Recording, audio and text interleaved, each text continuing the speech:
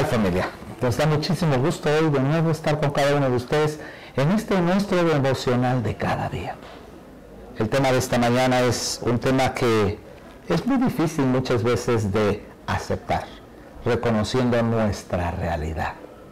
Digo, reconociendo nuestra realidad no significa el momento en el que estamos, sino también el momento en el que estuvimos antes. Recuerden que estamos en la vida de Pablo. Pablo se encuentra ante el concilio y está siendo juzgado, precisamente por religiosos que le atacaban, pero sin embargo estaban escuchando todo un mensaje, su defensa de Pablo. Para mí, en este día es un privilegio tener con nosotros a un amigo, a alguien, un consiervo, alguien que incluso sirve al Señor aquí junto con nosotros en diferentes áreas. Estábamos platicando y lo sirve con niños, con jóvenes y donde Dios lo ponga. Y quiero que él mismo solito se presente. Charlie, ¿cómo estás?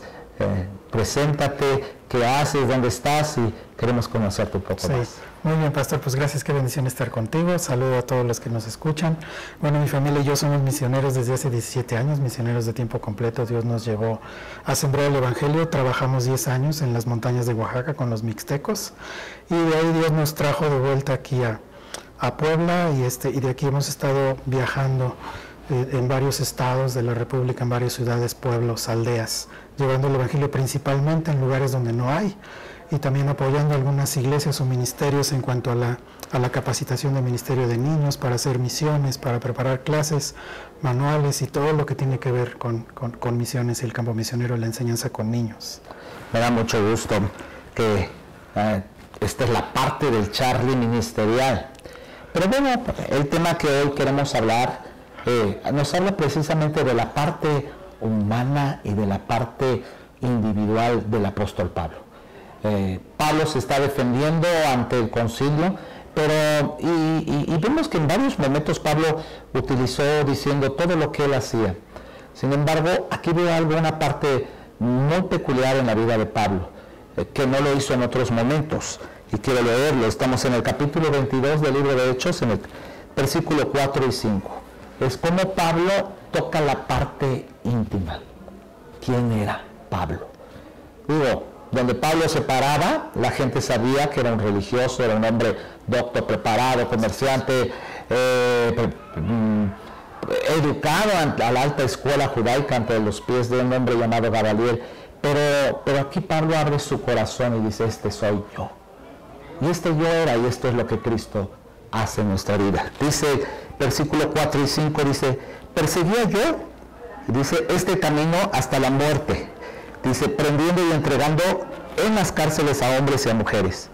Como el sumo sacerdote también me es testigo, y todos los ancianos, de quienes también recibí cartas, dice, para los hermanos, y fui a Damasco para traer presos a Jerusalén también a los que estuviesen allí, para que fuesen castigados. Es muy importante cómo Pablo se está defendiendo y diciendo, este era yo y eran las cosas que yo hacía. Está hablando del Pablo vulnerable, del Pablo pecador, del Pablo perseguidor, del Pablo terrorista. Y bueno, no estamos hablando, bueno, este es el devocional, pero sí, ahora queremos saber un poquito del Charlie personal. ¿Cómo fue tu encuentro con Cristo? ¿Cómo conoces al Señor? ¿En qué momento comienza esta etapa de tu vida? Muy interesante. Fue mi tercer intento de suicidio. Yo tengo un trasfondo de venir de una familia disfuncional. Crecí prácticamente sin mis padres. Mi papá se fue de la casa cuando tenía 2 años. Y todas esas circunstancias me fueron haciendo, llenándome de amargura, de resentimiento hacia la vida, hacia mis padres, hacia todo, hacia la escuela, los compañeros. Por lo mismo, por la misma situación que estaba viviendo, y eso me hizo querer ya no vivir, ya no querer estar aquí, porque me llenaba con cosas vanas, con religión, con drogas, con alcohol, con mujeres, con todo ese tipo de cosas. Y bueno, todo eso me llevó a querer intentar suicidarme 3 veces. Y en mi tercer intento de suicidio es cuando tengo un encuentro con Cristo. Yo me quise Bueno, de hecho no me quise, me aventé de un edificio de 5 pisos donde vivía. En ese tiempo yo quería acabar con mi vida porque no tenía sentido, a pesar de que había gente que me había compartido antes y de niño había escuchado algo de la palabra de Dios también. Y cuando me aviento del edificio, yo siento como voy cayendo y todo pasa en milésimas de segundo y algo me regresa hacia la azotea del edificio, porque cuando yo abro los ojos, no estaba tirado en el piso, estaba en la azotea del edificio sentado, y en ese instante escucho una voz que me dice: Dios te ama, y Dios te ama. Y yo jamás había escuchado que nadie me dijera, al menos no recuerdo que alguien me dijera que alguien me amaba. Entonces escuchar esa preciosa voz en mi cabeza que me dice Dios te ama, me hizo buscar a Dios en ese instante. Y ese día fui con un amigo que era pastor y recibí a Cristo ese día. Y desde ese día mi vida cambió de una forma radical. A mí me pasó como Pablo, yo fui una persona mala, que creo que nadie daba un cacahuate por mí, como por ahí decimos, pero me di cuenta que Dios ama a todos y que aún así Dios me amó, me rescató, me cambió, me transformó, y por eso ahora soy un misionero, porque quiero vivir mi vida rendida a Él en agradecimiento a lo que Él hizo por mí. Qué interesante para todos aquellos que nos están escuchando. Y qué valentía también el reconocer dónde estábamos, porque creo que eso es algo que abre nuestra vida en un parteaguas, en un antes y en un después. La gente, al enterarse de que lo que Pablo hacía de su viva voz y decirles: yo era un perseguidor, yo era un apedreador, yo era un justiciero de los cristianos, incluso era una evidencia o un testimonio del Pablo que ahora estaban viendo. La segunda pregunta que quiero hacerte es, Pablo tiene un encuentro con Cristo. Vemos que dice que es tumbado, no sabemos bajo qué circunstancias fueron, si iba arriba de un caballo o iba caminando, o fue el Espíritu Santo que lo aventó, y dice que cayó de rodillas. Él venía en una situación de ceguera espiritual.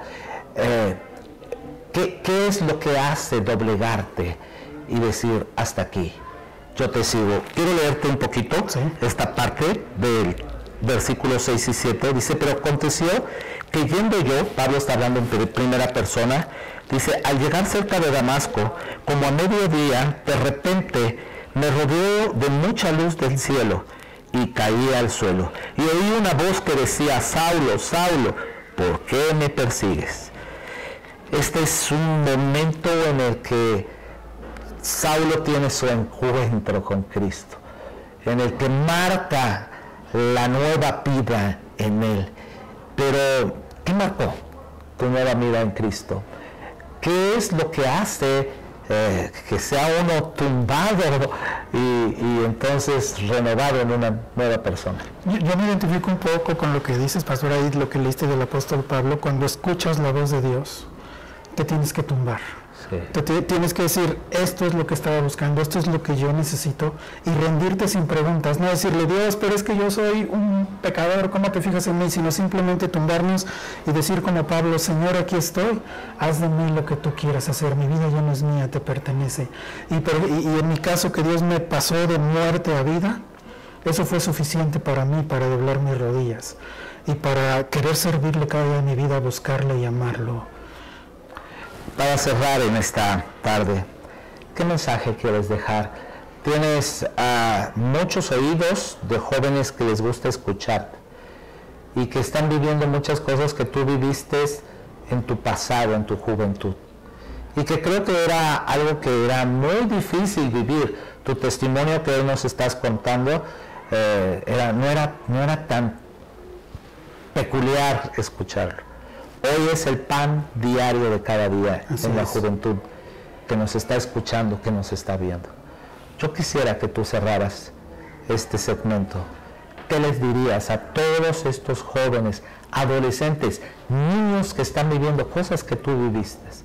Hemos visto dos cosas: uno, el reconocer nuestra necesidad; dos, el permitir que seamos quebrantados. Doblar nuestras rodillas, tú lo dijiste. Sí. Pero yo quiero que tú hoy cierres este segmento.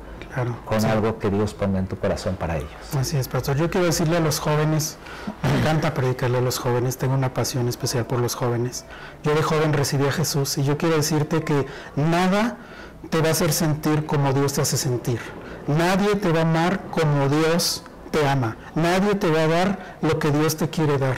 Nadie te va a poder hacer sentir lo que Dios te puede hacer sentir. Lo mejor que puedes hacer es entregarle tu juventud a Dios, buscarlo, porque la vida con Dios no es aburrida. La vida con Dios, si tú te rindes totalmente a Él, no al 50, no al 30, no al 20, si te rindes al 100%, no importa la persona que seas, lo que hayas hecho, Dios te perdona y tú puedes tener una nueva vida con Él y experimentar una relación teniendo a Jesús, y vas a ver grandes cambios en tu vida. Yo no sabía qué es lo que iba a pasar con mi vida, ahora veo lo que Dios hace con mi vida por haber dispuesto mi corazón, y te puedo decir que es maravilloso. Y si tú que estás ahí dices, no, yo no puedo hacer nada, Dios puede hacer grandes cosas contigo. No dejes que nada ni nadie robe tu bendición, y acepta a Jesús como tu Salvador y síguelo cada día en tu vida y ponlo en primer lugar.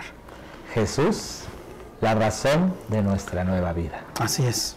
Que en este día, este mensaje pueda tocar lo más profundo de tu corazón. Tú, que nos estás escuchando o viendo, puedas tener un encuentro con aquel que marca un antes y después.